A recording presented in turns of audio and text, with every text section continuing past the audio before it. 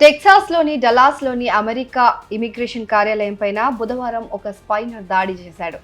ఈ ఘటనలో ఒకరు మరణించగా మరో ఇద్దరు తీవ్రంగా గాయపడ్డారు.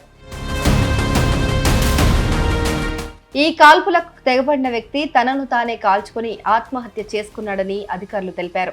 ఈ కాల్పుల్లో ఒక డిటెన్షన్లో ఉన్న ఒక వ్యక్తి మరణించగా మరో ఇద్దరికి తీవ్ర గాయాలయ్యాయి. సమీపంలోని ఒక భవనంపై నుంచి ఈ దాడి జరిగిందని పోలీసులు చెబుతున్నారు. ఆ తర్వాత తనను తానే దుండగుడు కాల్చుకుని ఆత్మహత్య చేసుకున్నట్లు డిపార్ట్మెంట్ ఆఫ్ హోమ్లాండ్ సెక్యూరిటీ ఒక ప్రకటనలో తెలిపింది. ఈ ఘటనపైన విచారణ కొనసాగుతోంది. అయితే అమెరికా ఇమిగ్రేషన్ వ్యవస్థకు వ్యతిరేకంగా ఈ దాడి జరిగి ఉండొచ్చని FBI తెలిపింది.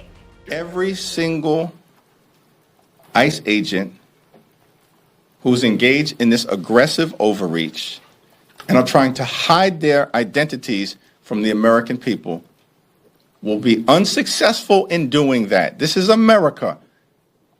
This is not the Soviet Union. We're not behind the Iron Curtain. This is not the 1930s. And every single one of them, no matter what it takes, no matter how long it takes, will of course be identified. నిందితుడి దగ్గర దొరికిన బుల్లెట్లపైన ICE వ్యతిరేక సందేశాలు రాసి ఉన్నాయని, దీన్ని బట్టి అతను ICE లక్ష్యంగా చేసుకున్నట్లు తెలుస్తోందని FBI స్పెషల్ ఏజెంట్ జో రోత్రాక్ ఒక ప్రెస్ కాన్ఫరెన్స్ లో తెలిపారు. FBI డైరెక్టర్ కాష్ పటేల్ తన ఎక్స్ ఖాతాలో 5 బుల్లెట్ల ఫోటోలను షేర్ చేశారు. అందులో ఒక బుల్లెట్ పైన యాంటీ-ICE రాసుంది. చట్టాన్ని అమలు చేసే సంస్థలపైన రాజకీయ ప్రేరేపిత దాడులు జరగడం దారుణమని ఆయన మండిపడ్డారు. అటు ట్రంప్ కూడా తన ట్రూత్ సోషల్ పోస్ట్ లో ఈ దాడికి రాడికల్ లెఫ్ట్ డెమోక్రాట్సే దీనికి కారణమని ఆరోపించారు. వీరు నిరంతరం చట్టాన్ని అమలు చేసే సంస్థలని వేధిస్తున్నారని, ICE అధికారులను నాజీలతో పోల్చారని ఆయన అన్నారు. ఈ నెల ప్రారంభంలోనే హత్యకు గురైన కన్జర్వేటివ్ ఇన్ఫ్లుయెన్సర్ చార్లీ కిర్క్ హత్యను కూడా ఆయన ఈ సందర్భంగా ప్రస్తావించారు. అయితే ICE పైన ఈ వ్యతిరేకత ఎందుకొచ్చింది? ట్రంప్ ప్రభుత్వంలో ICE ఏజెంట్లు బహిరంగ ప్రదేశాల్లో మాస్కులు ధరించి ఆయుధాలతో దాడులు చేసి అక్రమ వలసదారులను అదుపులోకి తీసుకోవడం తీవ్ర విమర్శలకు దారితీసింది. ఇదే ICEకి వ్యతిరేకత పెరగడానికి ఒక ముఖ్య కారణమని చెప్పొచ్చు. ఇటీవల లాస్ ఏంజలస్ లో ICE దాడుల తర్వాత పెద్ద ఎత్తున నిరసనలు జరిగాయి. ఆ సమయంలో ట్రంప్ కాలిఫోర్నియాకు నేషనల్ గార్డ్ అమెరికా మెరైన్లను పంపించారు.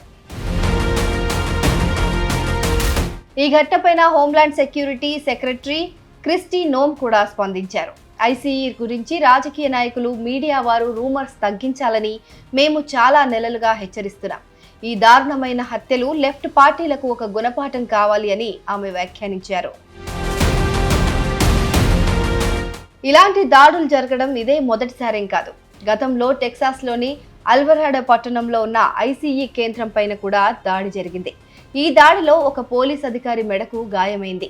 ఈ ఘటనలో దాడికి పాల్పడిన 10 మంది పైన ఆరోపణలు నమోదయ్యాయి. దీనికి కొద్ది రోజుల ముందు మెక్ అలెన్ టెక్సాస్లోని అమెరికా బార్డర్ పెట్రోల్ కార్యాలయం పైన కూడా ఒక వ్యక్తి దాడి చేసి డజన్ల సార్లు కాల్పులు జరిపాడు.